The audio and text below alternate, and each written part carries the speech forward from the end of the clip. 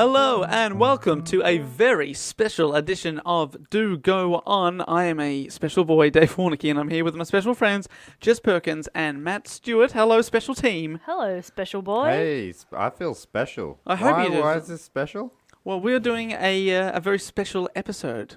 I may as well say it right at the top. We are doing an Olympic special this week, guys. What? We are doing an Olympic special because the day this episode comes out, we are just 2 days away from the amazing opening ceremony, the Rio 2016 Summer Olympics. Will it match the 2000 Sydney Olympic opening ceremony that Jess spoke at length about? In my heart, no. Nothing ever will. But every time they say, surely this is the best opening ceremony. You know how they always say that? No, they still say it about Sydney. They still say it about Sydney. Anyway. You think they all suck? What about the when they came out with 1,000 horses? What about when John Farnham and Olivia Newton-John sang Dare to Dream? Oh, I mean, that's sure that was a heartbreaking moment. Dare to try. What about the... Dare to be When they came out with the chosen one. They came out with 6,000 Hills hoists. Anyway, I'll cry again. What famous Rio duo will I've been missing the strawberry kissing. be? Also, the birth Nothing as sweet. The taste still drives me crazy. For international listeners, seriously, do yourself a favour. Look up Nikki Webster. And my nipples. That's right. You called your nipples strawberry kisses. Gross. Strawberry kisses. Oh, Anyway. So we're just a couple of days from the biggest event on the sporting calendar. It only happens once every 4 years. And Like Matt getting laid. oh, the biggest event. Every 4 years. Only 2 days, Matt. That was a private matter, Jeff. I know you told me that in confidence, but it's a weird arrangement that you have. Yes, and I felt the listeners needed to know. Sure. Matt I mean, if you think they'd be interested, I think they're interested. Matt is counting down the hours. Oh, gross. Anyway, let's get into it. But you guys, are you excited about the Olympics? How I do you like feel the about- Olympics. No, not at all. Not in any way. Are you seriously? You don't like it at all? You don't No. watch it? The events? When I was a kid, I You did. like sport. I would have thought you'd Yeah, be right you- into I it. like real sport. What's not real about the Olympics? It's the It's biggest. just a lot of silly sports. I think you're just being purposefully the one who's disagreeing. I think you're just You're trying an to oldie put boy. in a bit of. Do you think I'm playing devil's advocate? I think you're playing bad Okay. cop. I think you're playing bad I'll cop. say some sports, and you tell me if you think they're real sport. Yeah, good. Okay. It's great. Field hockey, No, high jump, no, Volleyball. no, shooting no. with a pistol. Come on. No, I'm still Okay, Basketball. basketball, basketball's a sport, but I mean, great, but Where's the butt in that? well, I mean, the NBA's that's the pinnacle of basketball. No one gives a shit about Olympics. Okay, basketball. Okay, sell it to an Olympic basketballer. water polo. It's real. That's a good sport. Okay, I've got one. Gymnastics. I love seeing those horses under the water. Oh God! Like drowning horses. Badminton. Yeah. Surely you're on board with a bit of badminton. Shuttlecock. Shuttlecock. Yeah, you in for that? Look, that's a silly sport. That's just like weird tennis. Ping pong. Table tennis. Talking about, but it's tennis. Table tennis. Tennis, but yeah, miniature. table tennis is kind of cool. I like small things. Synchronized swimming. Oh man, you're taking the piss now. Like you are proving my point. That's dancing in the water. It's water dancing. But at the same time, The things that are, I mean, there are a few things at the Olympics that are cool. And I said field hockey, no. Field hockey is one of the cool ones. I said no just because I couldn't open with a yes. well, I tried to make you. But like, you know, the 100-meter sprint's pretty cool. Yeah. What about swimming? Some of the swimming stuffs can be all right. 200-meter breaststroke. Yeah, no, yeah, it's all fine. It just feels a little bit, it's all pretty silly. I love it, and I hate it. I love it. Whatever. You're right. I was just trying to be bad cop. I don't have an opinion. Well, I hope you're up It's just for... annoying that they're doing it in the middle of footy season. Jesus. Have some respect for the real football. The real sport. Well, we are doing an Olympic special this week to celebrate the games, just because it only happens once every 4 years. We thought we'd jump on the bandwagon because I got an email a few weeks ago from one of our listeners, Andrew. We got an email. Okay, just because you were the one Sorry, who I read checked the it. email. I've pardon me. never checked the email. You check the email. Yes, I'm the email master. That sounds way cooler than it is. That is creepy. It does sound very cool. So Andrew emailed us saying, with the Olympics coming up, I wanted to recommend looking at one of my favourite Olympic athletes. Ah. And he said, and then I thought, that's really, really cool. And I looked into one of his favourite Olympic athletes who I'm going to talk about. And I thought, that's great. But I feel like we could probably talk about a few Olympic athletes. And then I thought that maybe we could all do one each, go around the table. Nah. Do three mini episodes in one where we talk about a famous Olympic athlete. No, thank you. Nah, thanks for the offer, though. Yeah, it's a nice idea, but Sorry, no, Andrew. Matt and I prefer it when you talk sorry, and Andrew. we sit back quietly. Yeah, is that cool? Is that all right? Thank you. But as cool as badminton. Pretty cool then. Pretty cool, exactly. So, no, you're just joshing me because we have all written a report. And, yeah, we bloody joshed ya. Yeah. Got Now, it. that's the real Olympic sport, am I right? Joshin. Bloody joshing with your mates. God, we'd be the bloody world champs, eh? Well, Jen- Relay team over here, joshing with your mates. Yeah. And I'm having a bit of a josh and I throw it over to Matt. Hey, you guys are no good. Nah, just Josh and you're all right. Dave. I'm better at breaststroke than joshing. No, just tricking. Yeah, he's the best Josh. Yeah, because my middle name was nearly Josh, but they said James. David Josh is a silly name. David Josh. It's so funny, but if my name was David Josh and we joked about James, you'd be like, that's the worst name ever. But David, it would be Joshua, surely, not David Josh. That just sounds so silly. David Josh. David Josh Warnicky. Sounds like It's kind of like Jess can't be a middle name, you know? Rachel Jess Smith. Yeah, you don't shorten middle names, that's why. It's just weird. It's a weird thing to do. Why are you Matthew- shortening- But Jess is a name. Matthew Dave Stewart. Yeah, it's weird. That'll be David good. Matt Warnicky. David Dave Warnicky. No, we thought David wasn't enough. We wanted to honour. I'm not even named after anyone. But you guys generally like the Olympics? No, I genuinely find it Yeah, I love watching the probably the Olympics. time that I watch the most sport in that 4-year period. Right. Yeah, I Any agree. events in particular? I like the swimming. We'll talk about this. I like watching the gymnastics. Yeah, gymnastics is really, really cool. Just because, but I tend to watch it like, ugh, oh no, because I'm so convinced they're going to hurt themselves. Oh, I kind of enjoy it when they fuck up a little bit. No, but see, when It makes it seem a lot harder. Do you not think? Oh, yeah. If one of them falls off, you think, oh, actually, it's probably It's pretty probably quite hard. probably No, but pretty when hard. I played basketball as a teenager, I sprained my ankle many times. Like just my left one, I sprained 9 times. So now when I watch other people like play sports and stuff, I get like what I call post-traumatic stress, where like I'm watching them, I'm like, oh god, I can feel it. Like, You were only 8 sprained ankles away from making the Olympic squad. what could have been? What could have been? Sprain your ankle once, they'll take you on. Second time, no way. on you. You're out, Shame kid. on you. You are out of this squad. Third time, maybe pick a different sport. Yeah, come on. Nine Nine fucking times. times. 9 times. That's just the left one. The right one was about 4 or 5 as well. At that point, like, find an indoor activity, you know? Your foot would just be flipping and Yeah. flopping. It'd just be dangling. I can't Chicka, walk. chicka, chicka, as we chicka. sp- Anyway. Like that. Chicka, chicka, chicka, chicka, chicka, chicka, chicka, chicka, chicka, Just flopping flipping and around. flopping. And the hipping and the hopping. All right, so who's going to kick it off then with their... Well, I think I'm going to kick it off by talking about the one that Andrew has suggested. Cool. And I'm just going to ask you straight off the bat here. My question is simply, have you heard of the long-distance runner Emil Zatopek? No. JP? Yes, JP, you have? I have. Very cool, very cool. I have heard of. You have heard of Emil Zatopek, who is a long-distance runner, and I'm going to give a bit of background and then talk about his Olympic feats. Awesome. And his records. Feats, F-E-E-T-S, because he's a runner, get it? Just start the report, mate. Born in Czechoslovakia in 1922, Emil... The year was 1922, Czechoslovakia. See? Emil Zatopek, see, was the 6th, count them, 1, 2, 3, 4, 5, 6th child in a modest family. Do that in Czechoslovakian, though.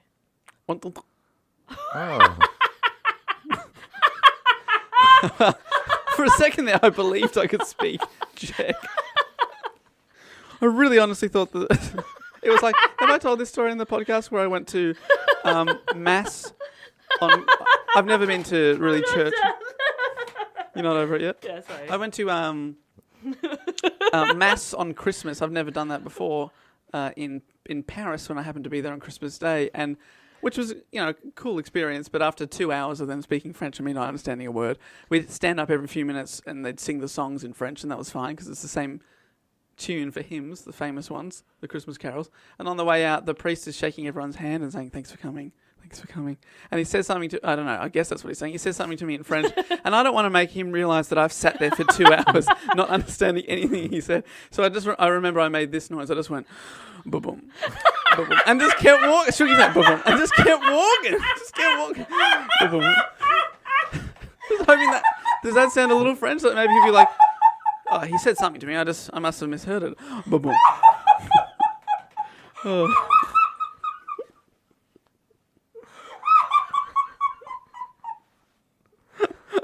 Oh, that's so silly.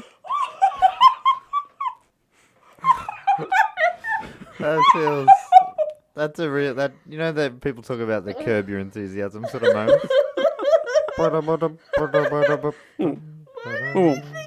Boom, boom. That sounds like someone pretending to be a drum. Ba-boom. It does. Ba-boom. Boom, boom. Did you know any words? You knew thank you or something. I said we. We. Bonjour.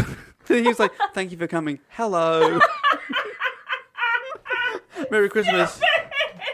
Just like, Amen, Jesus Christ, our Lord and Saviour. You would have known. Hello. You would have known merci. Merci beaucoup. Merci beaucoup. I honestly, I panicked. I panicked.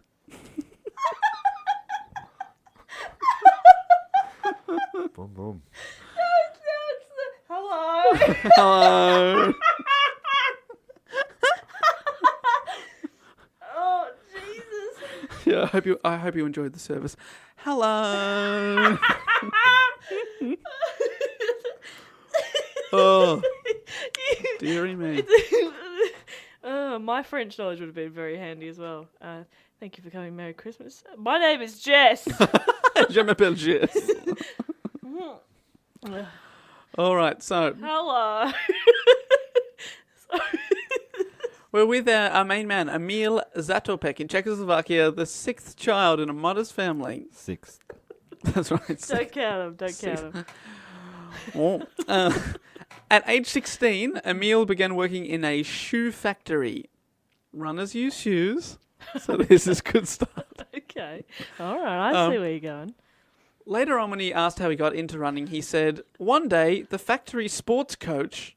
Sure. I don't know why the shoe factory has a sports coach, but they do. My job has a sports coach. They come in and that's their full-time job. Yeah, just to whip you into A shape. call centre sports coach. Jess, quick, we're hitting the volleyball court in 2 minutes. All right, I'll be there, sports coach. Hold the calls. One day, the factory sports coach, who was very strict, pointed at 4 boys, including me, and ordered us to run in a race. I protested that I was weak and not fit to run, but the coach sent me for a physical examination. Just love this. So good. The factory has a big budget for this. Yeah. The doctor said I was perfectly well, so I had to run, and when I got started, I felt I wanted to win, but I only came in second. That was the way it started. So that race had 100 people in it. What? So coming in second is actually quite amazing, considering he didn't even want to do it. And he didn't think he could run. He thought he was too weak and sickly. He came second, so he wanted to run now. So he joined the local athletic club where he would develop his own training program. I don't know why you joined the club and then develop your own program.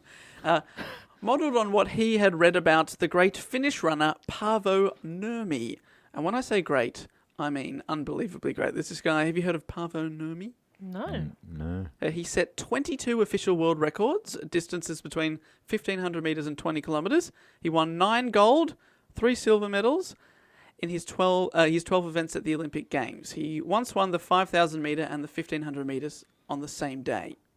What? That sounds really good. He set Olympic records in both. So that's his hero. Nicknamed the Flying Finn, this guy, Paavo, he always ran with his own stopwatch in his hands so he could check at what time he was setting. Oh, man, that's great. I reckon I've heard of the Flying Finn. The Flying Finn. Yeah. Yeah, that rings a bell. Or maybe just sounds cool. It does sound pretty sick. So, influenced by his hero, the Flying Finn, Zatopek developed his own style, which experts derided at first, but within a few years, most of the world's top distance runners were using versions of the Zatopek method. Wow. Oh, you run the Zatopek? Oh, that is cool. yes. I also run the Zatopek. I am a Zatopek. Oh, we are Zatopek runners. Very cool. I don't know what accent that is, so it's not offensive. Yeah, exactly. That was from outer space.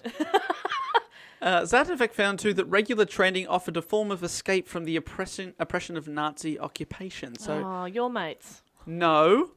But at this time, in the 1940s, when he's training, the Nazis are occupying Czechoslovakia. So it was not a great time for the locals. So he, to escape from it, began to train with levels of obsession and invention that no one had contemplated before. That's kind of cool. He was like, I'll just work harder. Smart. So just 4 years after starting his training in 1944, Emil Zatopek broke the Czechoslovak records for the 2,000, 3,000 and 5,000 metres. Wow. At the end of the war, he joined the Czechoslovak army and he continued to train. So he was in the army, but then they let him go and do his training. I think mainly because they were impressed with how dedicated he was. It's Yeah. funny that someone had to come up with that. Work harder. No one's ever thought about this before, but I think it was just absolute crazy obsession. By this time, he developed a rather odd running style, which was very distinctive. Well, Jess is flailing your arms about, but it is actually a lot like that. So it was at odds with what's considered effective style at the time, and probably since, because his head would often roll around.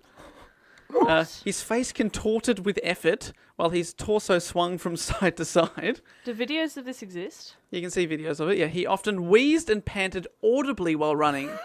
Like seriously, like you know how like people make fun of the tennis players now. He was like that, but running for 10,000 meters. He earned the nickname Emil the Terrible or the Czech Locomotive. That's so great. He was described at the time by the press. Everybody's doing a brand new dance now. Emil, baby. Do the Czech Locomotive. Great. At the time, the press described him variously as he runs like a man who has just been stabbed in the heart. Oh, boy. Or he runs as if there was a scorpion in each of his shoes. That one makes more sense because you would sort of be like, oh. But if you'd just been stabbed in the heart, I don't think you'd be running. But no one had contemplated putting a scorpion in their shoe before. Hello. So perhaps that was Smart. the secret. Very smart. When asked about why he did this, he said, I am not talented enough to run and smile at the same time. Sure. Okay. So he was a wit. Yes. Well, he was asked about his tortured facial expressions. He said, it isn't gymnastics or figure skating, you know. What? Oh, cop that, Cop that. I guess. Hitler. This is towards the What end does of... he mean? Like you have to look good doing gymnastics? Yeah, so in gymnastics and figure skating, you get Do you graded. have to on your face? Well, it's all part of the... Yeah. They Well, grade you on your face. you do get graded on it. You're supposed to make it look easy. The easier you make it look, That's the better why you they score. You look don't- so funny. you don't and have they're to make pretending, running- you know, when, Yeah, and when they do their that- gymnast lands. Yeah, the and they- dismount, and then they're panting, but they're also smiling. It's like, Oh, I'm having a great time. that is so weird. What a weird thing. That This is is funny. the Olympics. That's the Olympics. We're still talking about the Olympics. Weirdness. That's just weird. Olympics is a weird thing. I love weird. So his training was really weird. He would train in any weather, including snow, and would often do so whilst wearing heavy work boots, as Sure. opposed to special running shoes. Have they made a movie about this guy? Not that I've come across. They should. So he would wear these running boots because it would make the normal shoes seem easier to run in. Yeah, sure. And when he was in the snow, he would put on 3 tracksuits, Fair enough. run around the snow. Sometimes one tracksuit, not enough. That's my rule. 3 tracksuits. See, I just get too hot. Yeah. Surely the running will warm you up. Yeah, just put on your shorts. Come on, Emil. The Czech locomotive. Zatopek was selected for the Czechoslovak national team for the 1946 championships, or European championships, in Oslo and Norway, but only managed to finish 5th in the 5,000 metres. He did, however, break his own Czech record. So he's doing well. Best in the country, but in Europe, 5th best. Which is still pretty good. So he trained even harder. A couple of years later, his first Olympics were in London, 1948, when he was 26 years old. Wow. The government didn't... So the government's quite oppressive at the time. They didn't want him to participate in the opening ceremony in case it made him tired. Aww. So he temporarily walked his way into the Danish team in order so he could join the parade. Oh, yeah, that'd so he's be so much fun. He's a real I mean, character. it's the worst part of the ceremony to watch because it goes for 17 fucking years. Do you but watch it? No. I love their You outfits, just flick, though. you flick across, or What have you about the taped outfits? it? Well, because let's say, for example, because it's usually overseas, so it's a weird time here, so we might tape it, Right. and then I'd watch it and I'd fast forward that bit and I'd get to Australia. and I go, yeah. Oh, you'd watch the I Australian watch team. Australian, and then I'd fast forward. Okay. Well, I love the outfits, especially some of this. Oh, some stuff of the outfits are from great. the island nations or from Africa. Yeah. They always wear these Beautiful. really cool stuff. And ours are always terrible. It's kind of They're embarrassing. so bad. It is funny, like it's on purpose almost. But Yeah. I reckon it's the worst job to get. I reckon whatever you do, Yeah. the Australian Everybody's media is being just very gonna give you shit. It Just make is. them look good. That's not that hard. I reckon they're fine. Like who cares Well, anyway? A few of them have been pretty It's terrible. just it's a green and gold tracksuit. Oh yeah, I reckon that's about right. So, but like, Oh, but no, honestly, that's not what I would have done. All Yeah. right. I'm Jess sorry. Perkins got an opinion. Everyone shut up for a second. Let's hear about Fashionista over here. What has she got to say? I would have done it golden green. For shame. Cop that, Jess. I don't know where that came from. Nah, you look good. I like that scarf you're wearing. Thanks, mate. Sorry, everybody. So he's at the Olympics, 1948. He won the 10,000 meter gold medal 10,000 meters is so far. so far. 10,000 meters. What's that 10Ks? I'm running that soon. Are you? Yeah. What do you mean soon? What for? Fun run? 10K. 10K. Nothing fun about a run. No, I did a 5K. That was enough. Well, I have not trained for it. Great. It's not going to be good. It's not going to be fun at all. No. I've got some. Pay attention to this story, Matt. Zatopek, he finished second in the 5,000 meters, which was run during a rainstorm, which you think he'd be pretty used to because he runs in the snow. So he gets a gold medal and silver medal. The following year, he really stepped it up and broke the 10,000 meter world record twice. And then So he went what, as in, like, he broke the record and then he broke his own record? beat his own record. Oh, Yeah, that's cool. and then went into You'd like to be like, suck it, past me. and over the next four running seasons, he did it 3 more times. So he just kept improving his own You're record. kidding. He set records in the 5,000 meters, 20,000 meters, how far someone can run in 1 hour, 25,000 meters, 30,000 meters. He won the 5,000, 10,000 at the 1950 European Championship and the 10,000 meter at the next European Championship. So he's winning a lot. But his most successful Olympic Games is the next one, 1952 in Helsinki. Zatopek won gold in the 5,000 meters. So he didn't win that one last time. His victory this time came after a ferocious last lap in under a minute, during which he went from 4th place to 1st in the final turn. No. So he just got in the there. last 200 meters. Yeah. His wife, Dana Zatopkova, who was born on the same day and the same year as her husband, exactly the same Oh, age. that's kind of cute. She won a gold medal in the javelin Oh, throw she was an Olympian too. only a few moments after he won the 5 kilometer run. And I don't know if you know this at the Olympics. Obviously, they run the 10,000 meters on the track and they did the javelin in the middle. So he's running laps around her while she's getting her own gold medal. Oh my god, I'm dying. That's so That is so cool. cute. He also won gold in the 10,000 meters. So bang, he's done the double, right? Which is incredible. He's got 2 gold medals. But his greatest feat came as a last-minute decision.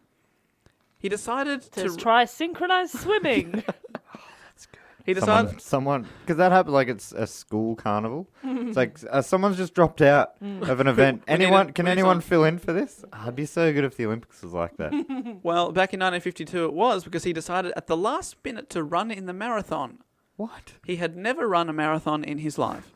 He was like, I've got 2 gold medals. That's like, I'll give it a is go. that not 42 Ks? Yeah. So his biggest event at the Olympics is 10,000 meters, right? A marathon is 42,195 meters. So it's like doing 4 of those things again.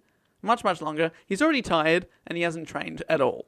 Oh my god, I know what he's going to do. But his strategy for the marathon was simple. He just raced alongside Jim Peters, who's a British guy. Jimmy Peters. Who was the world record holder at the time. So he's like, I'll just keep up with this guy. He knows what he's that's doing. smart. See, that's smart. People don't think like that. No. If you want to be the best at something, just run next to the person who's already the best at it. And then at the end, just go a little bit quicker. Yeah, like kick him. say, Kick him in Kick him in the dick. See you later, PD. Woo! if you want to start a really popular social media website, just run next to old A mate different one. Zuckerberg. I'm not sure.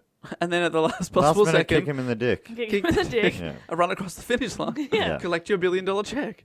just steal. Probably just steal. Why aren't more people successful with this basic know. advice, you know?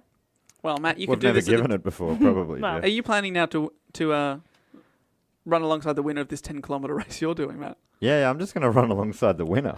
Well, so I'll tell you, the rest of the strategy is, after a punish, so he's running alongside the world record holder.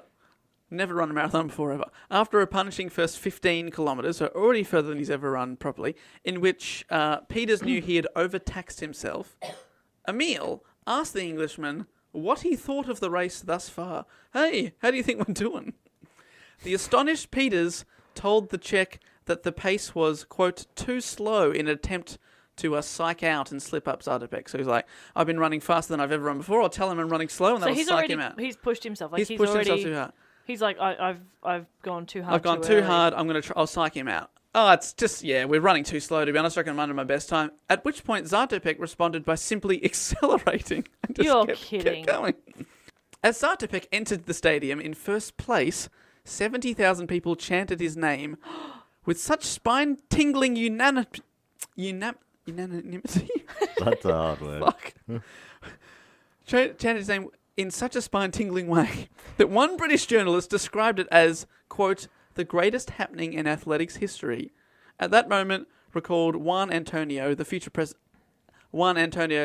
Samaranch, a future president of the IOC, International Olympic Committee. He said, at that moment, I understood what the Olympic spirit means. Oh, Peters... Someone winning a race. Matt. Peters, the world Come record on. holder... No, it's fucking inspiring. Yeah, the guy, he ran really fast. I'm inspired. Jim Peters did not even finish the race. Zatopek won the race and set an Olympic record. Fuck off. He's never run a marathon before. He's That's incredible. amazing. I love that. He's like, so, how we doing, Petey boy? Yeah, how are you? Oh, no, we're going too slow. Oh, are we? Oh, shit. Okay, see ya. I'm going to run. Are you gonna run? Are you gonna run? Hey, keep up. Jim, you gonna run faster too? Another 25 to go, Jimmy. Jim? Jim's dead, you guys. Died of a heart attack. Not long after that. Well, Jim did nearly die a couple of years later. Oh. In 1954, at the Vancouver Commonwealth Games, he reached the stadium in first place, 17 minutes ahead of the next runner, 10 minutes ahead of the record, but he collapsed repeatedly and failed to finish. Oh, In 11 minutes, he staggered only 200 metres. Oh, my He God. collapsed, he was stretched it off, and never raced again. He said later on, I was lucky not to have died that day. That is incredible. He So- was so... he's so- that 10 he'd minutes gone under the so world fast. record. Oh, my God. He's That doing is the last huge. lap, and he can't do it. Imagine. So Jimmy Peters pushed himself a lot. Zatopek, so now he's won 3 gold medals. He attempted to defend his marathon gold medal at the next Olympics. However, this is the Melbourne Olympics, 1956. However, he suffered a groin injury while training. So bad he was 'Cause hospitalized. somebody kicked him in the dick. Well, yes. Yeah, well, he was hospitalized for 6 weeks. It was a big kick. Made 2 mistakes there. First, he was kicked in the dick. And then secondly, he trained for the marathon. Yeah, don't train. Surely you'd keep up a good thing. Don't train, just win it. Sadly, he resumed training after leaving the hospital, but the day after leaving, but never quite regained his form. He only finished 6th in the marathon, and he retired from competition in 1957, aged 35. Wow. Wow. In 1966, he gave one of his gold medals to the legendary Australian runner Ron Clark. Ron Clark, who was, despite setting over, I think, 24 world records himself, he never won an Olympic gold medal. So Zatopek gave it to him because he was a hero for him. Very sadly for Zatopek, in the 1960s, he stood up to the Communist Party in charge in an event known as the Prague Spring. He was stripped of his rank and expelled from the army and the party which he'd been serving in. He was very dedicated to the Communist Party, but he stood up to them. They removed all important positions from him, and he was forced to work in a string of inferior and dangerous positions, No. like mining and digging holes and pretty awful stuff. And for a time, all of his records and existence were stripped completely from the books. Oh, So he shit. acted like he never existed. His image was rehabilitated by the Czech president Václav Havel in the early 1990s. So he regained Wow, his quite a fame. while later. a long time later, nearly 30 years, 25 years later. And he died in the year 2000, aged 78. Wow. In 2013, the editors at Runner's World magazine, they like running, selected him as the And greatest. worlds. Well, they selected him as the greatest runner of all time. Wow. He remains the only person ever to win the 5,000, 10,000 and marathon at the same Olympics. That's incredible. He ran all 3 events in just 8 days. So he ran a long way. Amazing. In 2012, he was named among the first 12 athletes to be inducted into the IAAF, International Association of Athletics Federation's Hall of Fame. Other people inducted include Carl Lewis, Australian Betty Cuthbert, Jesse Owens, and Zatopek's hero, the Flying Finn, Paavo Nurmi. Awesome. So there you go. What a cool dude. What a cool dude. What a cool dude. That is really fascinating. So I hope I did justice to Andrew, one of his favourite athletes. So that's one athlete down. We got 2 to go here, people. Well, what's really interesting is that we probably should have discussed this in more detail because mine... We don't know who we're going to talk about, by the way, I should say. We just... have you also picked him... When I asked you, have you heard of Emil Zatopek, is that because you've written a 30-minute report on him? I haven't done a report on him. I have done a report on an Australian at a similar time. Who was... Ronald Clark? No, who was inspired by your mate. So, I'll just get stuck into it. So it's like the 4x100. I'm passing the baton. You are passing the baton, and I gratefully accept the baton. Uh-huh. So I... it's weird not starting with a question because I don't really do. I need? I don't Go on, know. ask a question. Have you heard of John Landy? Yes. Dave.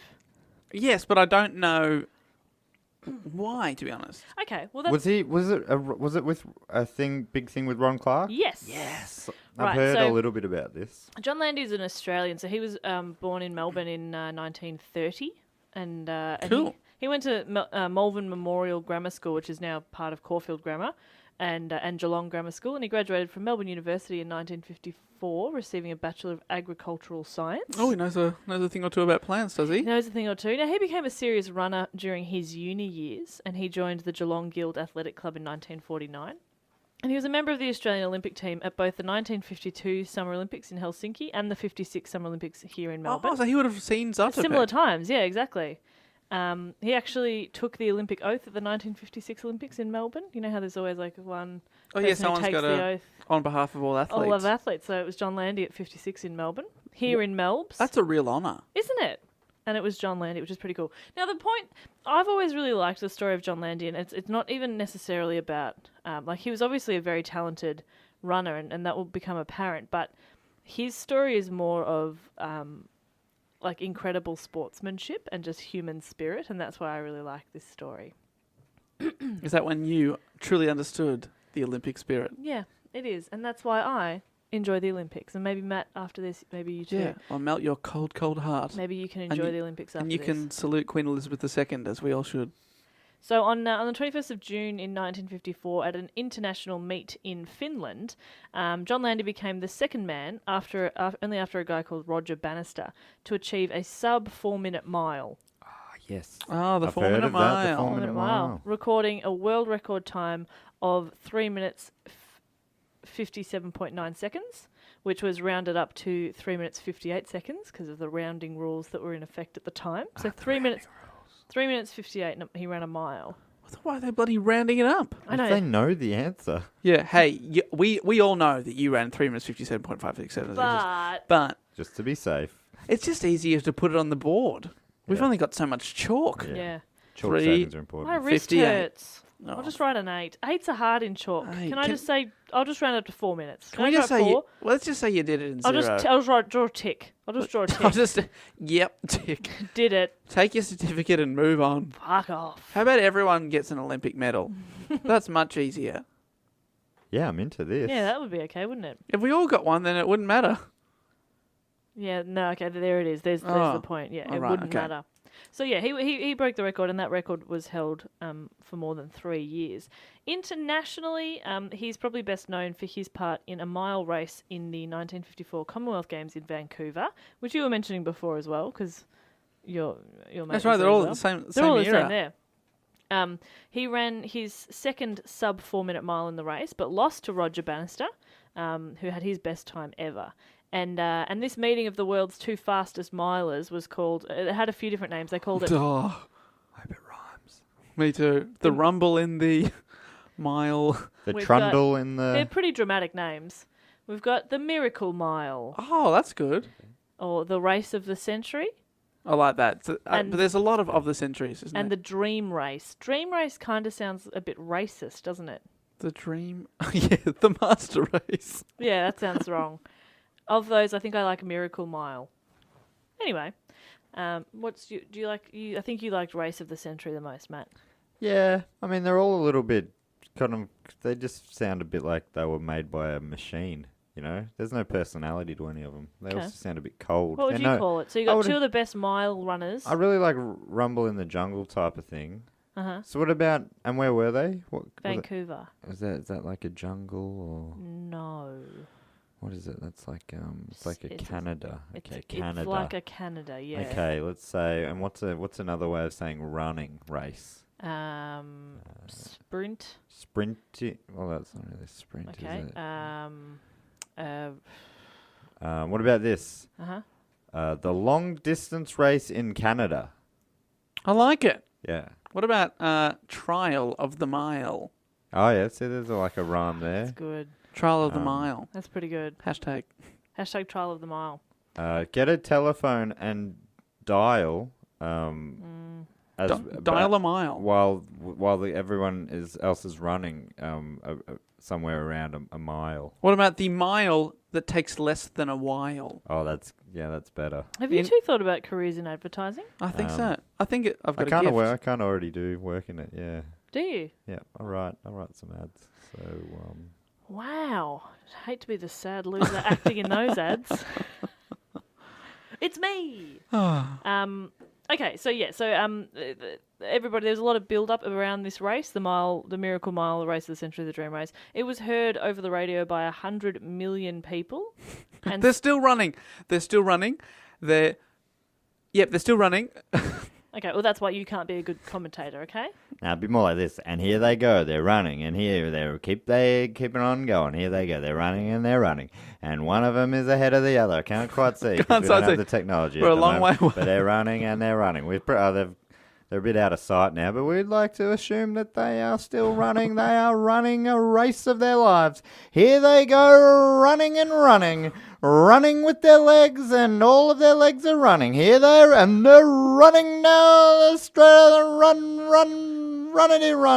And running up the run. And here we run. You haven't here even we done go, a minute. and we It's run. a 4-minute race. And oh my goodness, they run. Yes, they do. They run and they run. And off they run, and they're still running, and etc. What's that? They stopped running. Just kidding. They're still running. 4 minutes of that. That's Yeah, I could do exhausting. that. But I could 100 do million that, people sure. listened, so Wow, anyway, it must Matt. be pretty good. And you're listening, And it and was- you're listening as they're running. It was seen on TV as well, because it was seen on television. I almost too. don't need to tell you. You can see it for yourself. There they are, running away from the person behind and towards the person in front. Unless you're the leader, then just running into the bloody distance there, into the space that has been. abyss. Yeah.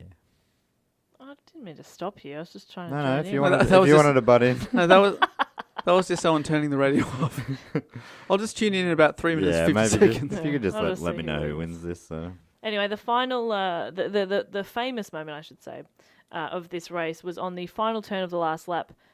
Landy looked over his left shoulder just to see what's going on behind him, because he's sort of in the lead. Oh, he's winning.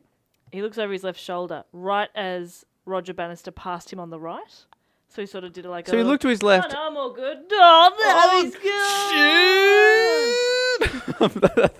Shit. I wish they had slow-mo replays of him going, I'm cool. I'm not cool at all. Yeah, well, unfortunately, they just did not have that sort of technology for slow-mos. Well, I will and be reenacting. internal monologues. But there's actually a bronze sculpture of the two men at this exact moment as Landy sort of looks over his left shoulder and Bannister passes him on the right. It was created by a Vancouver sculptor called Jack Harmon in 1967, and it stood for many years at the entrance to the Empire Stadium in Vancouver, which is now no longer there, so the statue's been moved. But the statue still exists. That's what outlived the stadium. Yeah. But I think that's kind of nice. It was like a really famous moment in both of their careers. Of Roger Bannister. So Roger Bannister, did he win? Yes. Oh. That's okay. That's all right. It's not over. Wait, are you telling the story of a loser? Oh, fuck both of you. David just told this story about this guy just won everything, and you've brought a story of a loser. Can I go on, please? I mean, sure, if you want to, but God, I it feels hope like a bit of a waste of time. Okay, so Dave's mate won every single race, did he? Because I remember He him came being fifth in Oslo. Okay, so coming bloody... And then he came back. He trained. Yeah, so give Landy a chance to come back. Oh, okay, yeah. Thank you. So that's how John Landy's... Can I just say, Jess, not a lot of people tell it to me straight. And what you did there showed a lot of moxie. You've got the job. Yay! You can be in one of my crappy commercials. I can't wait. So that was that race at the Commonwealth Games in Vancouver is kind of how he's known internationally. But in Australia, he's remembered for his performance in the 1500 metre final at the 56 Australian National Championships just prior to the Melbourne Olympic Games. So just before the Olympic Games. So to tell this story, I found a piece written by Harry Gordon. It was written in 2004, and he knows or has known John Landy for a very long time. So I really like this whole article. Is really, really nice. So I'm just going to read part of it now, like most of it anyway. And it says a lot about John Landy's character as well, which is sort of the whole point of why he's so famous in Australia. So it starts with this. It says, to John Landy, it was an unfortunate accident, a diversion really, and certainly not an important event in his running career. He was never allowed to forget it though, and reckons that it came to haunt the rest of his life. A lot of people seem to think it was the most significant thing I ever did in running, he has said. It wasn't, but the press grabbed it and made it look that way. The incident in question occurred at Olympic Park, Melbourne, on March 11, 1956, during the Australian Mile Championship. Diversion or not, it was named at the end of 1999 by the Sport Australia Hall of Fame as the nation's finest sporting moment of the 20th century. Wow. Yeah. And it has been commemorated by a larger-than-life sculpture called Sportsmanship, erected directly across the road from Olympic Park. God, this guy's sculpted everywhere. It's kind of cool. So what actually happened? It all began when Ron Clark, who you mentioned... Ronnie. World record holder, Rock never and got the Ronnie. gold medal, but my man Zadopek gave him a gold. The youngster who would one day hold every world record from 2 miles to 20 kilometres. Wow. Came a cropper. God, I love Australians. Came a cropper. So Matt, do you want to stacked. I was going to say Matt needs to translate that. He fell over. And He you fucked know what? it. The next sentence explains it. So as Clark crashed down after clipping another competitor's heels, Landy, who was very close behind, leaped desperately to clear his body. So he's jumped over him. Just because, like, your Right, of instinct course, is yeah, to you go, jump. whoa, I've got Whoop. something's in my So way. he jumps, but he doesn't quite manage to clear him, and his spikes land on the inside of Clark's arm. Oh, that sounds painful. Right. So Landy pulled up, and while with other runners streaming past him, Landy took the time to trot back to Clark, who was still on the ground, and check how badly hurt he was. And yes, he also apologised. Sorry about that. He went back and went, are you okay? Oh, no. Assured? Yes, Matt? Oh, no, it's just fun. I never knew that he spiked him. I just thought I he didn't went... know that either, yeah. For some reason I just thought he went, oh, this guy's fallen over. I'm going to go help him out. that- Didn't realise it was because he'd hurt him. Is that worse than, like, it's less cool now? Yeah, I don't know. I remember as a kid, because I've run at that stadium, and I reckon our teachers told us about that when I was at school. And I was just like, as a kid, I was like, what are you doing? Just go and win the race. Worry about him later. But now He'll still be there. Now you're thinking, Oh, that's probably fair yeah, enough. fair enough. Yeah, it's probably fair enough. So he's gone back and checked, and assured that the injury wasn't too serious, Landy looked up, then did something that astonished most of the 22,000 spectators. Oh, wow, there's a lot of people watching. I forgot that bit. Just to me, in my head, I was just thinking, they're just running. 22,000 people watching. With Clark now on his feet and urging him on, he began to chase a field of runners that had gone a long way past him. He had about a lap and a half to go. At the bell's lap, Which is the final lap when the bell goes off. he was fairly hurtling. He's running.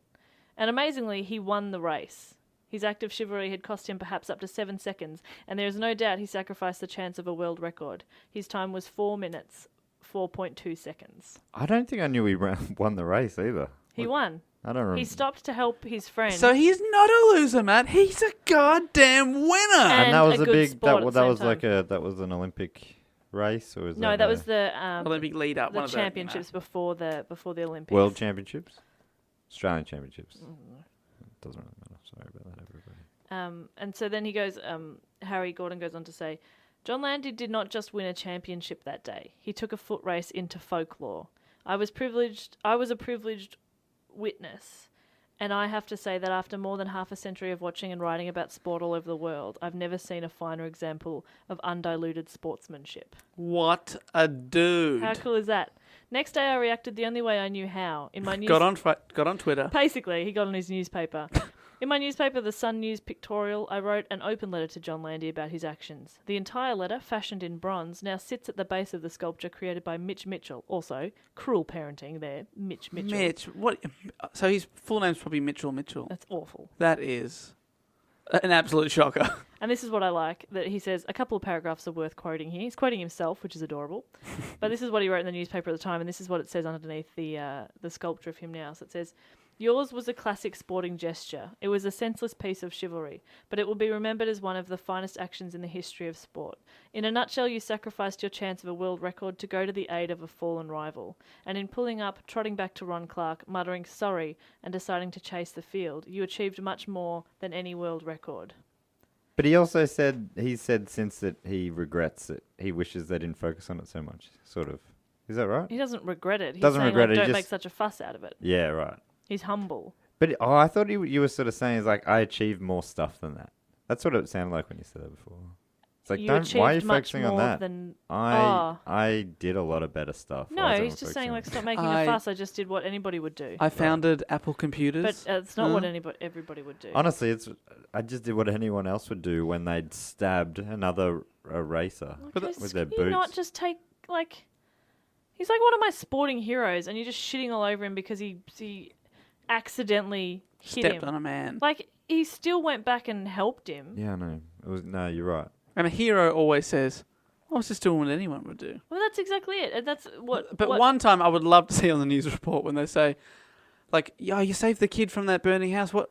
Everyone's calling you a hero. What do you have to say to that? Yeah, I am a fucking hero. Good I'd damn love to hero. hear that one day. That'd be so That'd be good. so good. Yeah. Yeah, what do you reckon? What do you reckon? I just risked my life. I just saved the kid. So great. Fuck, I'm a hero. Yeah, no, sorry about that, Jess. Yeah, no, it's Sorry fine. about that, Peter Landy. John Landy. John Landy. You don't get his name right. Okay, and that's sort of the point. So, like, Harry goes on to say, and again, a lot of people are wondering why you pulled up. The truth is, of course, that you didn't think about it. It was an instinctive action of a man whose mate is in trouble. In the record books, it will look a very ordinary run for these days. Wait. But then he says, but for my money, the fantastic gesture and the valiant recovery make it overshadow your magnificent miles in Finland and Vancouver. It was your greatest triumph, and it is fitting that it took place in your hometown. So it's like you already had a win, which is great, but you also did it in a really sportsmanly way. Yeah. Words are fun. That is, the fact that he won the race as well is pretty ridiculous. Yeah, it's pretty amazing. But yeah, it's And exactly pretty embarrassing for everyone that he beat. Yeah. exactly as he says. Like it was just instinct. He stopped, he got out his little first aid kit. Yeah, So Applied a 7 Band-Aid. stitches, Learnt to sew. yeah. He had drove to, him he down to the YouTubed- hospital. YouTubed how to YouTube. stitches. Go to the hospital. Took Waited him 6 hours ages in to find a emergency. park. God, you're gonna get a park. Came back. Changed back into his outfit. Did some stretches. Like, look, did 6 warm-up may laps. as well finish the race. Took off from where he was and still beat them by a good 17 seconds. I really like this part of what Harry is saying because it takes it to a new level, which I really enjoy. So he says, so long afterwards, I wouldn't change a word. It's my belief that some of the proudest history of our nation had a lot to do with people reacting generously, selflessly, courageously, and yes, instinctively, where their mates have been in trouble. Which is nice, but then he says, in so many places, in bushfires, in floods, in battlefields, in the surf, and on the track. Man, You know, I Anzacs, love that kind of John Landy. patriotism. Yeah. It's like, what's something different about our country, Australia, is we help our mates. In them other countries where they just, if they see a mate in trouble, They'll leave 'em. they'll kick him. I'll kick it. What's that? You need my help? Psh, and I'm gone. Yeah, that's what I do because I'm not Australian. Yeah. Who invented helping out people. Mateship. It's so funny. It's pretty funny. We're pretty dumb. Well, Good on us. one of the people that influenced his progress, Who's this? Sorry. John Landy. John Landy, was Emil Zatopek. The man himself. The funny. man himself. He influenced him. He was an influence. Oh, Matt, I hope your one is influenced I was by just your thinking that then. athlete. Better be influenced by John Landy somehow. I don't think there's any connection. Nah, there's gotta be. We'll between- find a way. Yeah, we'll all make right. it up. We'll make That it is- make it up. That is your job. I like this. It says John Landy came under the spell of Zatopek at the 1952 Helsinki Olympic He was a Games, witch doctor. where the he's a Czech won the warlock. 5,000 meters and 10,000 meters, Oh, that's right. and the marathon. And as the you mentioned marathon. before. The So, only man to so ever do Landy that. was like, "This guy is a fucking king." So Landy accepted invitations to run with Zatopek and took careful note of his methods, including his punishing repetition training. And he changed his style. and doing this. He changed his running style, even his running shoes, and he would run each Put night. on the work boots. He would run each night around Central Park in Melbourne, which now is named after John Landy. So the park that he used to train around is now named after him, which is pretty That's cool. sick. Where's that? I think it's in like East Malvern. Ah, John Yeah. Landy Park. Oh man, imagine having a park named after you. Well, he's got sculptures all over it as well. Pretty All over the sick. world. Two all of over them. the world. Now, John Landy didn't win a whole lot of medals. He only won a bronze at the 1956 Melbourne Olympics for the 1500 metres. But he was obviously, his sportsmanship and his humble nature and everything made him a bit of a legend. And what he went on to do you guys know what he went on to do after his? did he go into politics? Kind of, yeah. So Governor General or no Governor? Governor of Victoria. Yeah. So he was sworn in on the 1st of January in 2001, sworn in as the 26th governor of Victoria. What's that? Would that have been? Was that Jeff Kennett days? Was that? Steve no one cares, Brax. man. Braxy. Brax was the premier. So he was the governor of Victoria. He's written a few books about natural history because he had that science. Oh, that's why he's an agricultural. Yeah, He was good at a lot of stuff. yeah, and just the loveliest Running. person. Books. Just a cool guy. Politics. Over the years, he's been awarded with numerous honorary degrees, the first being a Doctor of Law from the University of Victoria, then a Doctor of Rural Science from the University of New England, followed by a Doctor of Laws from Melbourne Uni, and a Doctor of Laws from Deakin. I went to Deakin, so maybe put that one to the back of the pile. Don't worry about don't frame that one. Yeah. So he's got a quadruple doctor. Yeah. He was inducted into the Sports Australia Hall of Fame in 1985. In 1955, he was made a member of the Order of the British Empire for services to sport. He was awarded the Australian Sport Medal in 2000, and in 2001 he was awarded the Centenary Medal, made a Companion of the Order of Australia, and a Knight of Grace of Most Vulnerable Order of the Hospital of St. John of Jerusalem. That's a long title. What a title. And in 2006 he was appointed a Commander of the Royal Victorian Order during the Queen's visit to Australia. So he's had all these amazing titles and awards and everything like that. This is kind of cool. On the 15th of March in 2006, in the final month of his term as governor, John Landy was the final runner in the Queen's baton relay during the 2006 Commonwealth Games opening ceremony at the MCG Stadium in Melbourne, presenting the baton to the Queen by placing it in its specially constructed holder. So he was like the last person to do that. And he handed it to the Queen. Yeah. Well, I don't think they'd let him just hand it to the Queen. He just put it in a thing in front of her and was like, "Your Majesty, Here you are. here you are." And the last little bit that I wanted to say was it's another thing that Harry Gordon said in his write-up about John Landy. He said, when the Victorian government made the sensible decision to appoint Landy governor of the state, the Premier, Steve Brax, paid tribute to his humility. It is a trait that has often asserted itself, but maybe never more so than in his attitude to the memorable day at Olympic Park in March 1956. He still believes that what he did in that race didn't warrant a fuss. That's what makes him special. He's like, no, I don't know, no big deal, whatever. Still wish that he'd gone, I'm a fucking hero. Yeah, you're right. Ron should be bloody grateful. You're welcome. You're welcome. You're welcome. What a guy. So that's two. John Landy. All right, John Landy, Two inspired by a runners. meal. Have you All got right, another Matt. runner? Who did John Landy inspire? Come on, Matt. So Give us- I mean, if you wanted to do that, you should have told me. Did you guys talk about this? And you Yeah. thought, oh, Yeah. We wanted to very embarrass funny. you. You're gonna bloody We wanted you to make look a like fool a of dickhead. old Matt Stewart. You low dog. It doesn't take much to make a fool of old Matt Stewart. No, all right. Well, I mean, yeah, fair enough. Thank you. No, mine. When you said Olympics, it was like, the Olympics is obviously a big family. A lot of different things happen there. Yeah. I chose another Australian athlete, but from the Winter Olympics.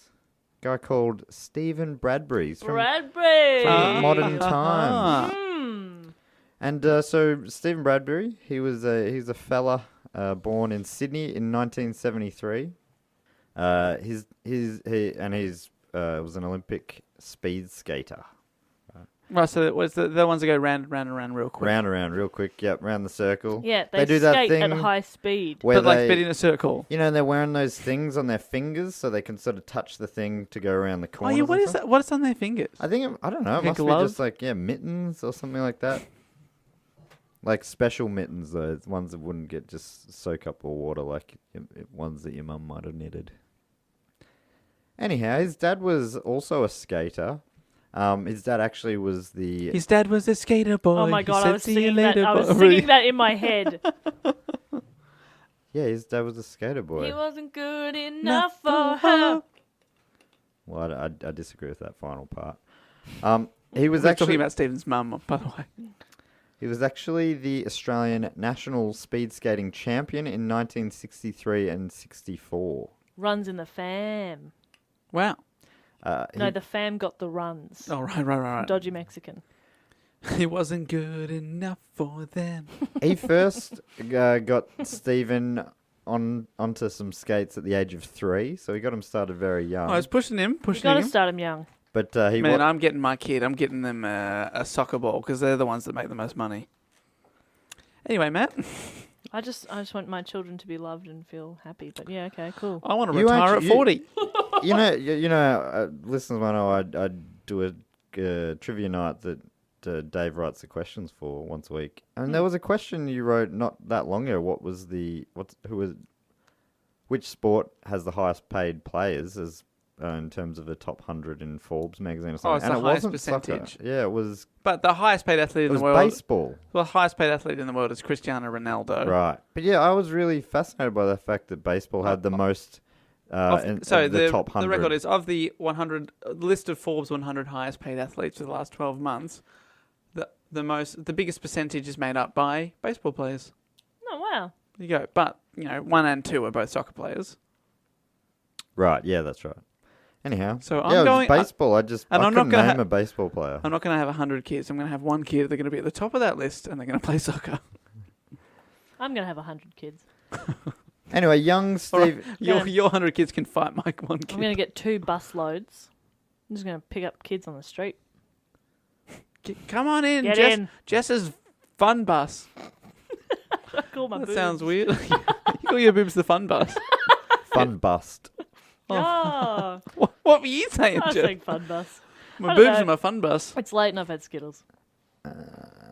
So he put him on skates at the age of 3, but it kind of ended in tears. Stephen was not keen. Oh no. Apparently, I was listening to an interview with him, and he was saying that whenever someone goes around to his mum's house, the first photo she pulls out of him as a 3-year-old, all soaked wet and bawling his eyes out because he just hated it. He's showing the photo and they're like, "Yeah, love, it's $22 for that large pizza and a Coke.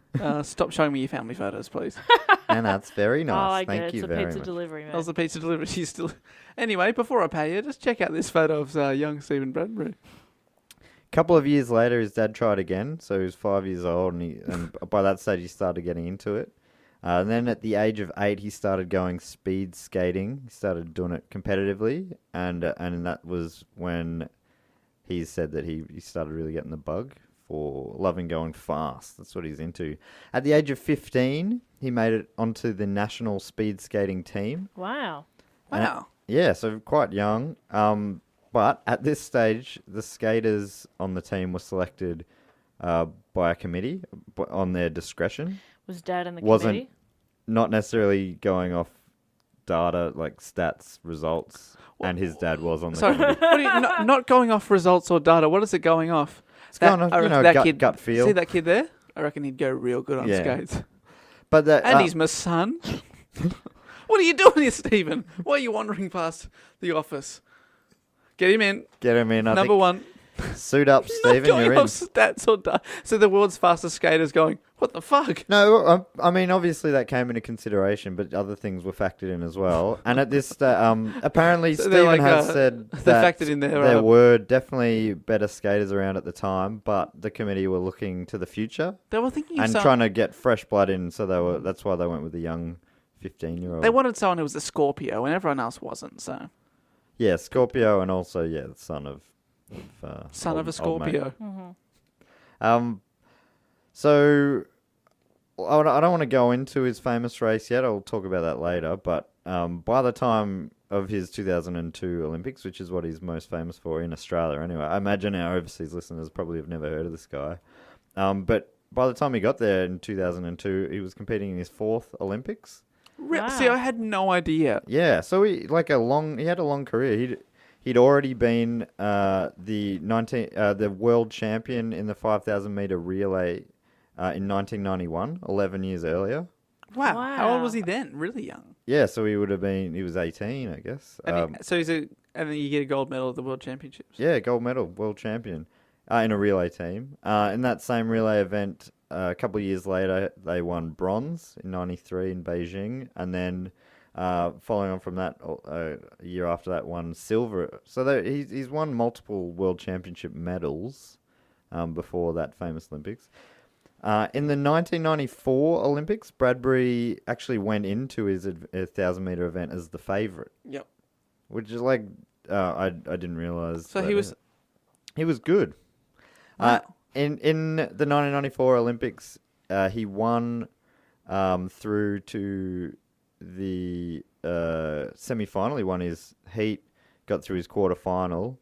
So he's favourite for the whole event in the semi-final, but he was knocked over by another competitor. Oh, no. Finished 4th and eliminated from the event. No. Because this event, it's people going really fast on these little skates. Obviously, Very ice close is to pretty each other. slippery. Yeah. They're all wearing lycra. Everyone's hot and bothered. You get a little nudge, it's all over.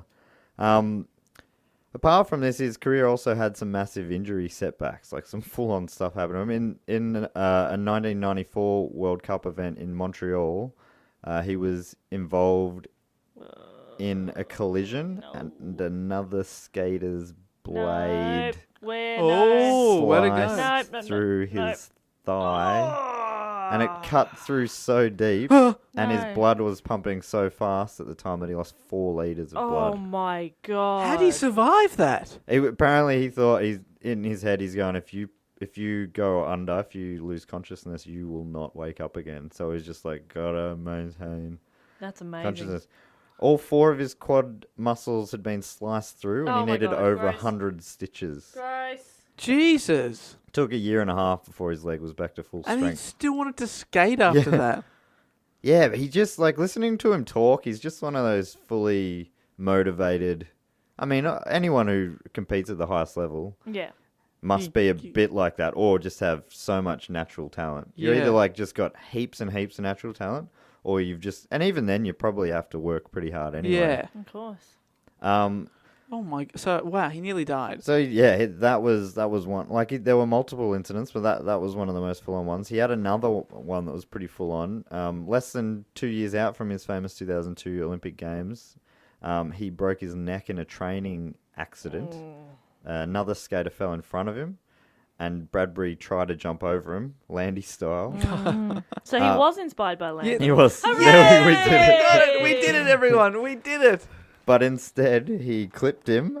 Very much like Landy. He chopped but his head off. he didn't chop him or anything. But it meant that Bradbury fell headfirst into the barriers Oh, my God. and broke his neck, fracturing his C4 and C5 vertebra. Oh, my God. Wow. He spent 6 weeks in a halo brace. I don't know if you've heard of them. They're that full on. It looks like you got scaffolding around your head. That Wow. Oh, so you can't move your neck yeah, at all. yeah, exactly. 6 weeks. 6 weeks. He needed 4 pins in his skull and screws and plates in his back and chest. Nope. What? More machine than man. And this is after he nearly bled to death. Yeah, he's And he still skated. he's been Oh. through 3 Olympics by this stage. He's getting pretty old for a skater. He's probably He was a missed his silver. chances. All right, and this is probably his last shot.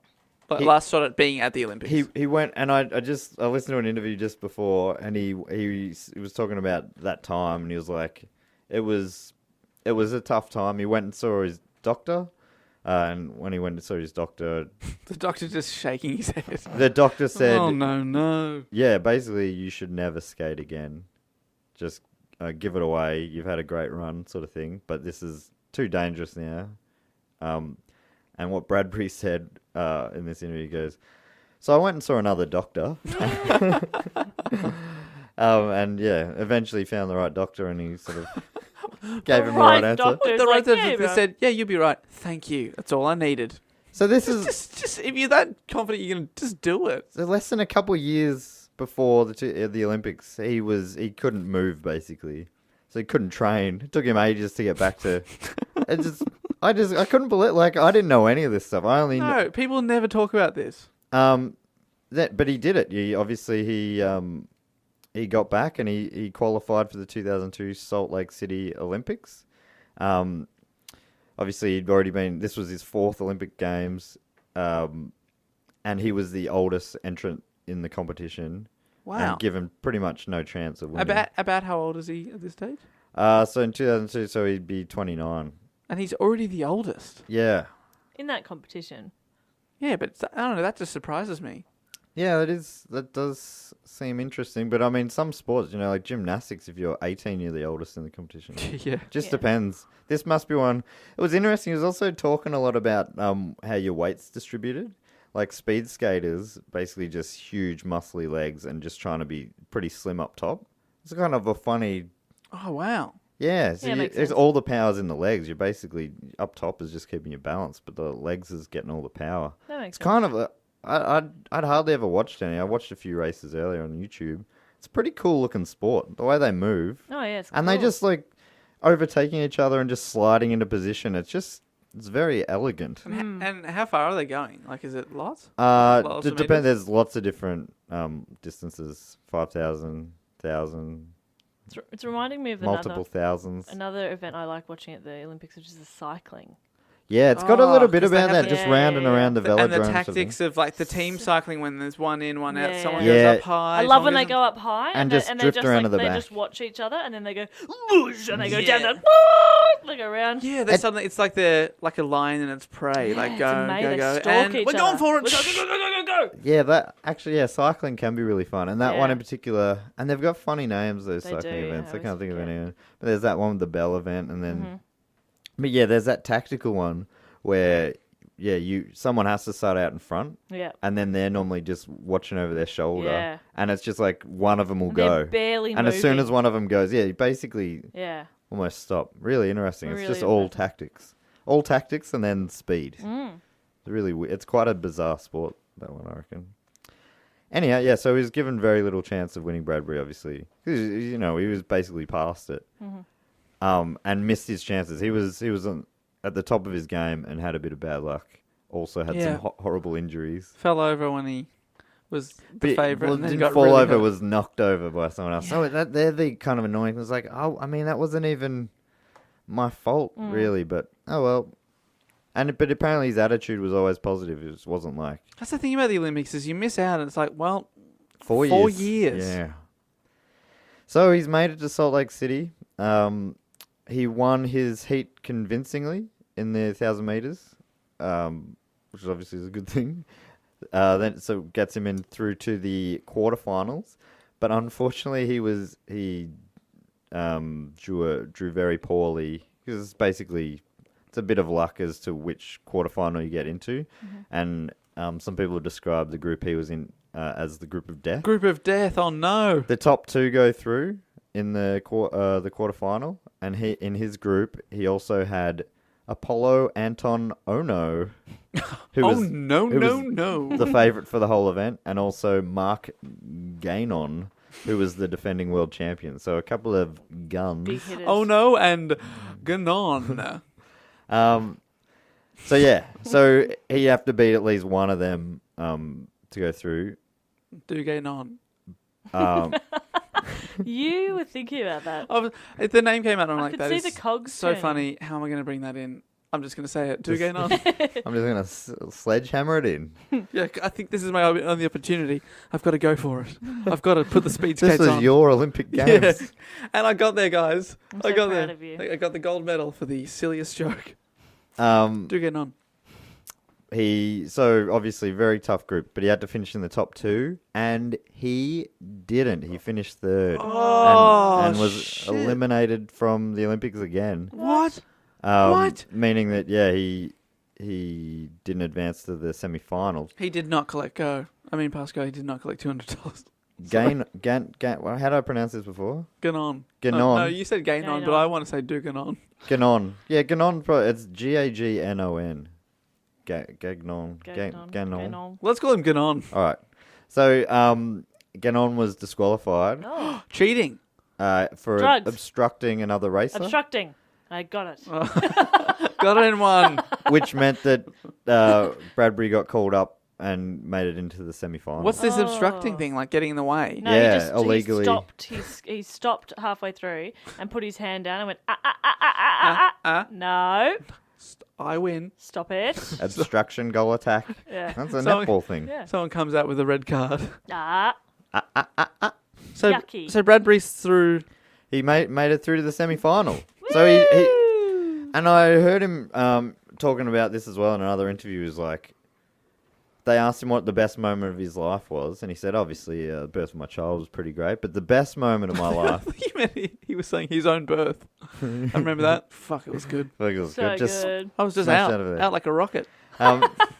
so he I knew I was going to be fast. A little gooey. he said Loved it, flopping around in the goo. he Do goo on.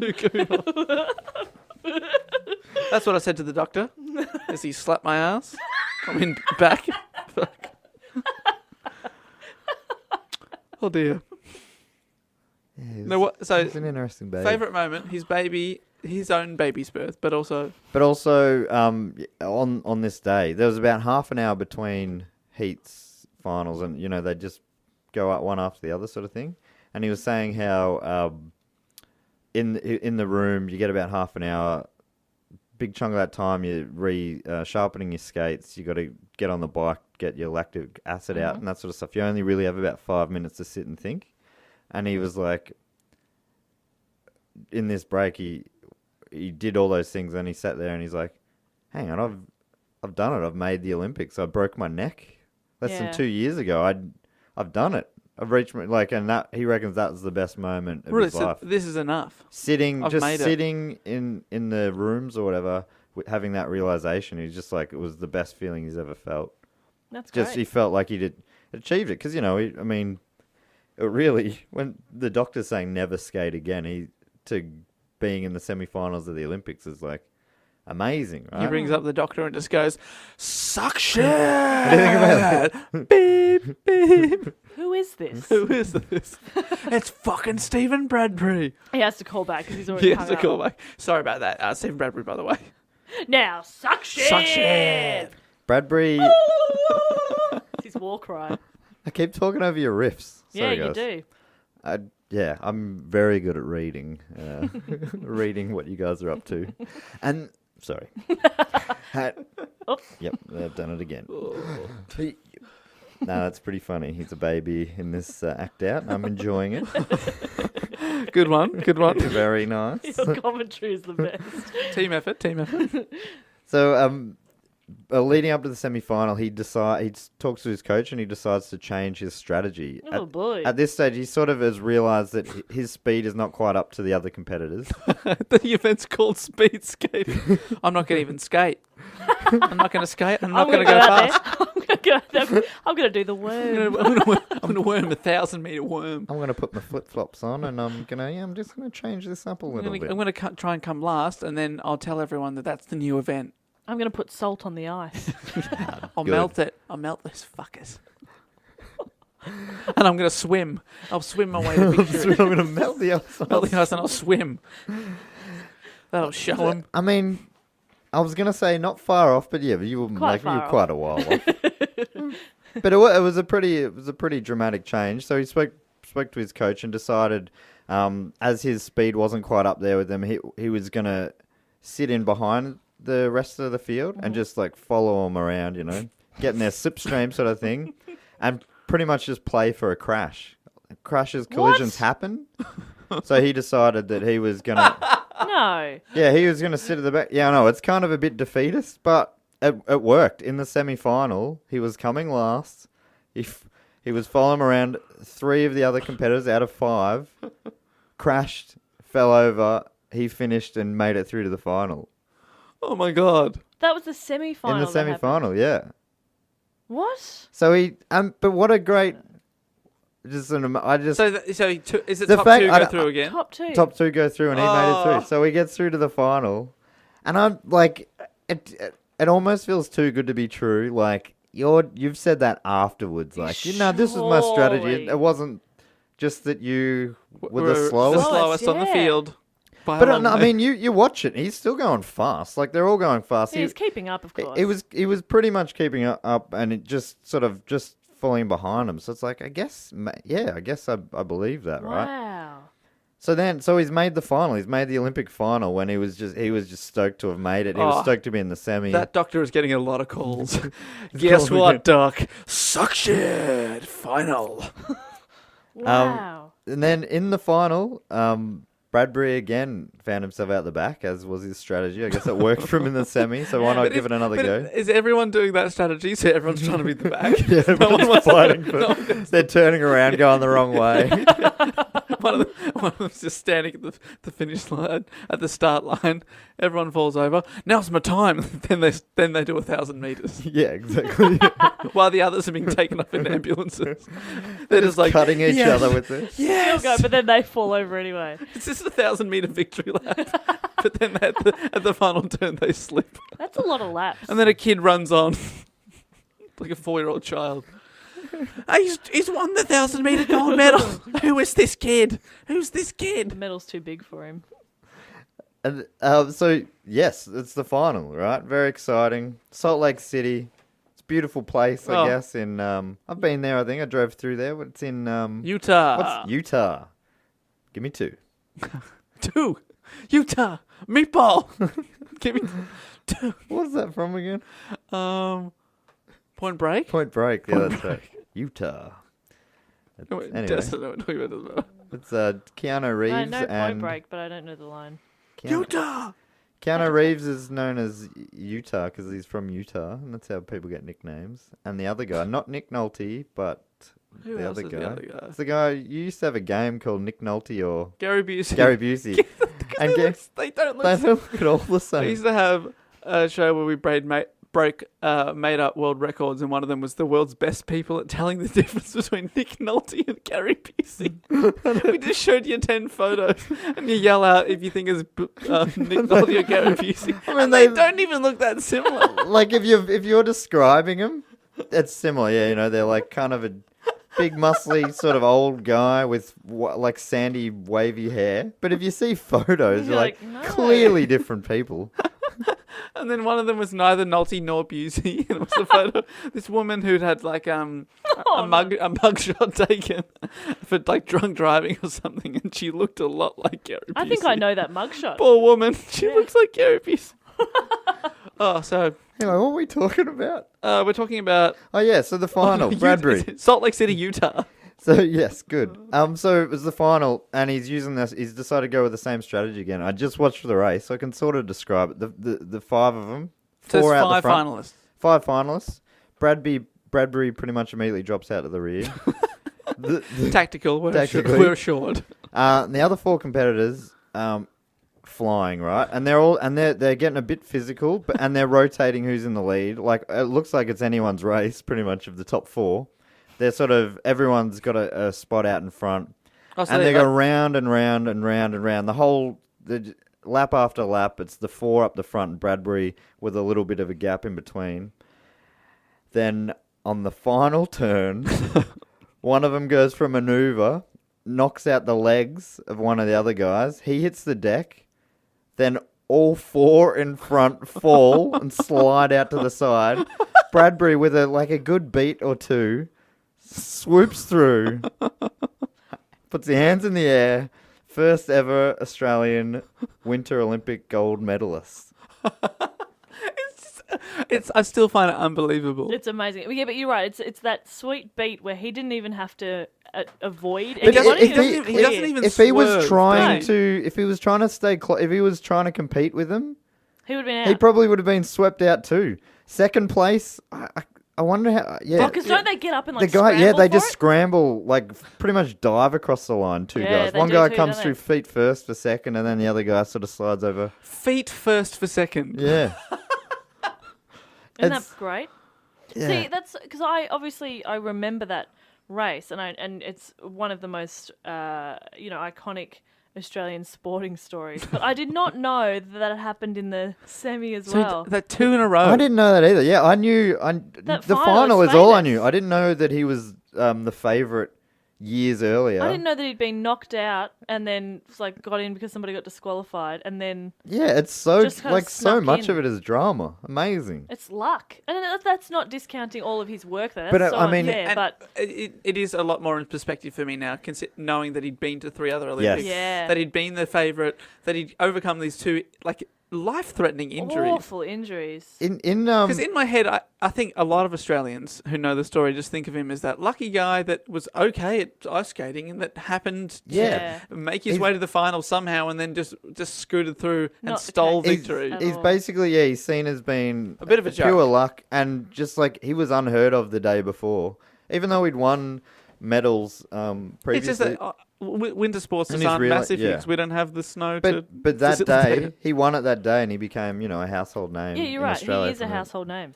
And in an interview after winning his gold, sort of reflecting on some of his injuries and that sort of stuff, he said, the quote of his, he said, "Obviously I wasn't the fastest skater. I don't think I'll take the medal as the minute and a half of the race I actually won. I'll take it as the last decade of hard slog I put in." Which is a great way to look That at it. is a great. Because I also remember seeing an interview, and I don't really remember exactly what he was saying, but it was sort of that thing of he struggled a bit with it for a while in terms of, you won by default, you only Yeah. won because everybody else fell over. It doesn't feel like a win. But yeah, taking it for the 10 years or the lifetime that he spent. And all the bad luck he had when he Was he the was best. the fastest, but he got knocked over. Yeah, those like guys. those did Yeah, I Yeah. suppose too. the other guys have to think about that too, don't they? Yeah. 'Cause one of them was the favourite that fell over. Yeah, totally. That's amazing. So yeah, I love his attitude about it. I Mm. think possibly because of that, his great attitude and the fact that it's sort of and it actually in Australia became we're talking to a lot of Australians on the podcast, but it Mm. But obviously there are people of Sweden from all over the world. Yeah. But it became a saying. Doing a Bradbury was when you sort of fell through. The Yeah. competitors fell over, or something Yeah. just went your way, Well, and a lot of luck happened at the last minute, and you just come through Yeah. default. And he said, talking in an interview, he was saying how he loves it. He loves how it's become a saying. He feels really proud of it. And he thinks he hopes people are still saying it after he dies, and he thinks it's really nice to be remembered that way. Was he on Dancing with the Stars? Probably. Because that's the Probably, yeah. real victory. Yeah. Did you? By default, everyone else fell over. I feel like he And was he on just- Dancing with the Stars. He just did his classic worm. Yeah, I'm going to worm on I'm going to worm the way all the. That And his is very partner's like, "What are you doing?" He's just worming on top of her. Ew. Yeah, that sounded way worse than I thought it would. Don't worm on top of anybody. He now is so he's done over 800 speaking events. I was going to say he was asked he must make a packet doing that. not long after he was asked by Retrovision to speak at their Retrovision's like a TV chain of stores like home Yeah, like entertainment electronics stores. and stuff. Yeah. And he was asked by them to speak at some sort of a conference they were having.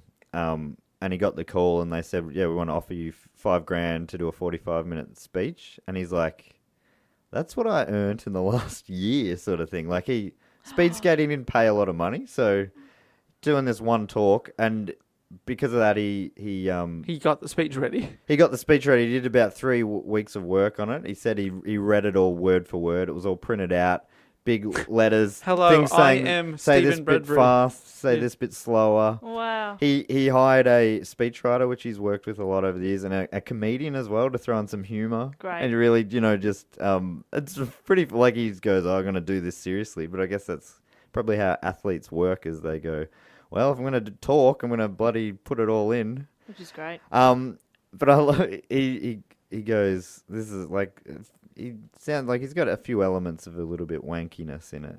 Because, I mean, he works as a motivational speaker. But he says that he doesn't like the term motivational speaker. He feels that's a little bit un-Australian, a little bit too Americanized. So he likes to call himself... Oh, no. Oh, here we go. Oh, no.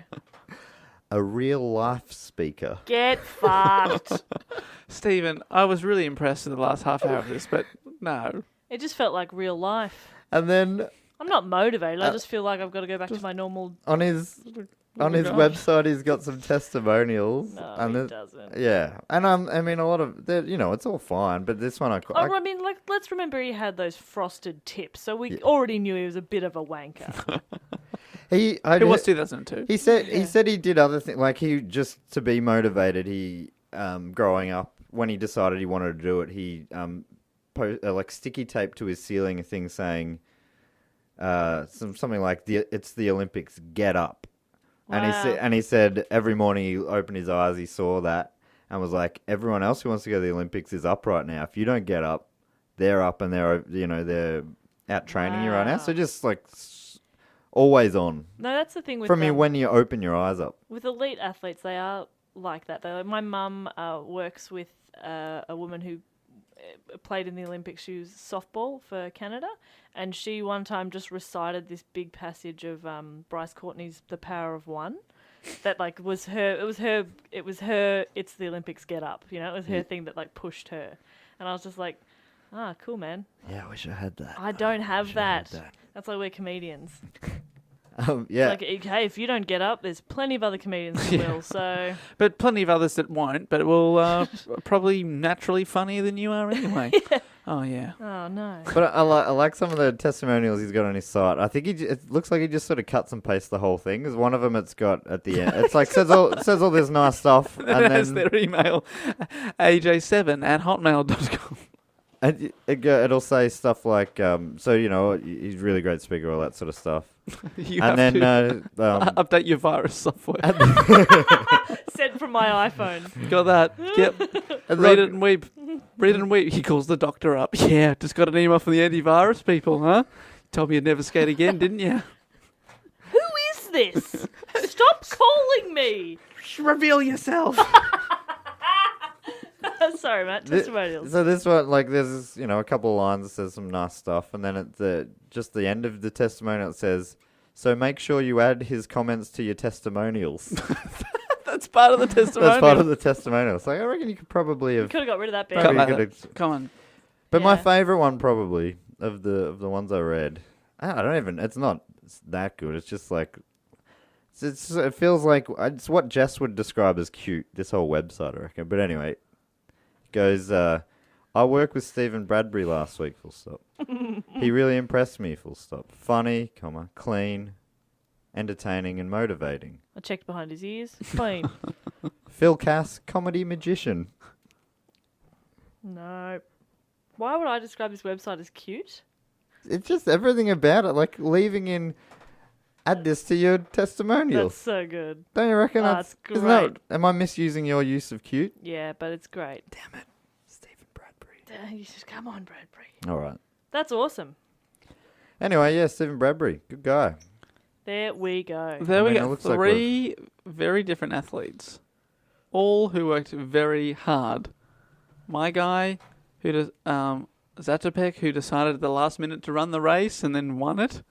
Did a Zatopek. Then we had John Landy, did a Landy when he helped out his mate and still won the race. And then we had Bradbury, who tried so hard for so many years and then had a bit of luck, cruised across the line and will be remembered in Australian sports history forever. Yeah. First ever. Actually, he was the first ever Winter Olympic gold medalist from any Southern Hemisphere country, apparently. Far out. That's pretty cool, actually. Yeah, but I guess it's like the whole Southern Hemisphere isn't really into Winter Olympics, I guess. We don't have the climate for it, right? We're too gnarly. Unless you're from Antarctica, but that's not really a country, is it? We don't really have, we don't have enough snow and, that here. Yeah. That's why a lot of our like gymnasts go into skiing and the aerial skiing and Right. Yeah, we do Australia does tend to go well at aerial skiing, that sort of stuff. But it's because apparently we don't even have a mountain in Australia that's high enough to be able to host the Winter Olympics. no, yeah, we'll never have Like by nowhere near it. yeah, we got nothing. We only Sorry. get snow because I think of where we're positioned compared to Antarctica or something. There's some weird thing. We shouldn't even get snow at all, but our snow is pretty shitty. And it's not. Yeah, it's ice, and it's not even like there's only a few parts of Australia that get snow. Oh. Yeah, so we won't host the Winter Olympics, but we're pretty sick for the summer. So come on down. I Again. think it's nearly time for Melbourne to have another go. Like 56 was ages ago. It's a while ago. Let us have another go. I want to do it. I want the Oh, Olympics. you'd be a volunteer, wouldn't you? Yes. Do you reckon they'd need a stand-up comedian for the opening ceremony? There's often a space for a type 5 set. Oh, for sure. Yeah, you could be the new Nikki Webster. She did a type 5, didn't she? And then, I was at the shops the other day. Home material. I want $5 worth of mixed lollies because I'm a little girl. And And that's what girls do. And it's 2000. The year 2000. yeah, all right. Thank you. And good night. What? Yeah, she was good, wasn't she? She was was really good. good. Great Very value. funny. Great value. And I would volunteer the fuck out of that Olympics. Oh, you would. Oh my God, I would do anything. I would be like ushering people to their seats, tearing tickets, no problem. Handing sweaty athletes towels. There you go, Mr. Athlete. Have a towel. You look all What? sweaty. Handing them sweaty towels. There you go, mate. I I don't want said this. handing sweaty athletes towels. No, Oh, that if does you make listen more back, I sense. think you said handing sweaty towels, athletes. Here you are, Oh, sir. no. You look very sweaty. Can I help you get even sweatier, please? That's a very good impression of me. That raises a good point, Dave. Normally, the person who does the report does the editing. I literally... Coconut. Coconut! Oh, Manny! You thought you could do a Bradbury and sneak in at the end there, but I did Emil's Atterpeck and I jumped in. I was jumped John in. Landy and I was just a nice person. Yeah, well, if you were, you'd offer to edit it. Oh, thanks, Jess Landy. Nobody offered. Thank you so much. No! Well, I think we're going to have a discussion off mic about this, but I would like to dedicate this episode to Andrew suggested the topic of a meal, and then we turned it into a meal of... Oh, shut sorts. up, Dave. No. That was great. That No, was great. it wasn't. I'm really yeah. sorry, Emil. And I but hope that very disrespectful. Hope we to got everyone else excited for the Olympics starting in a couple of days. Woo! Olympics! the Winter Olympics starting in 2 years and 2 days, I guess. Woo! Olympics! I'm up for it anytime, baby. I want the Olympics to be every year. No, then it wouldn't be as special. It wouldn't be as special. Would not. Let's make them every 10. No. Once More a century. special. Once a century. You may never see one. Only like every fifth generation gets to actually compete. Oh. Now that's special. No, that's special. Anyway, let's get the fuck out of here. Let's get out of here. But before we get out of here, we got to tell you, email us in some topic ideas. Andrew got on. How about you? What are you waiting for? Get on the email, dogoonpod@gmail.com, or get on Twitter, @dogoonpod, or Facebook us, or comment or message us. Do Go On Pod is the page you search for on Twitter. Get in contact, do your thing, 5-star review. be an Olympic legend, and give us a 5-star review. Dare to dream. Just dare to dream. How needy do you have to be to do a podcast? Hey, can you please give us a 5-star review? Oh, And just contact us and... Now, speaking of reviews and sport, I've been. What happens is, I don't know if you guys know, when you go on your iTunes, it just goes to whatever country you're in. So when we go on ours, we can mainly just see the Australian reviews. But I found a way that we can check. Oh, I didn't know that. We can check it. Yeah, so we've got reviews from around the world: New Zealand, Canada, What? the UK, America. cool. There's a bunch of reviews, and what happens is, I found a way. Someone's put it online that you can just change the code so it says .us or whatever, and you can see you can see the 3 most recent reviews from that country. And in Canada, I would just like to say, if you are listening and you did this review, hats off to you, because it was very funny. They wrote, if this podcast was a person, he or she would be super funny and smart, but wouldn't be able to throw a ball. Which I totally agree with, so thank you so much. And that was a 5-star review. So Wait, you agree that it's funny and smart? yes, I do. And I also can't fucking throw a ball. So if you want to... Unless it's like a fancy dress ball And then he's all about the decorations. And throwing it down the stairs.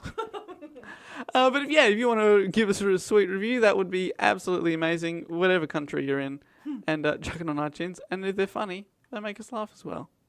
But until next week, we're going to leave it there. And I will say to you, enjoy the Olympics.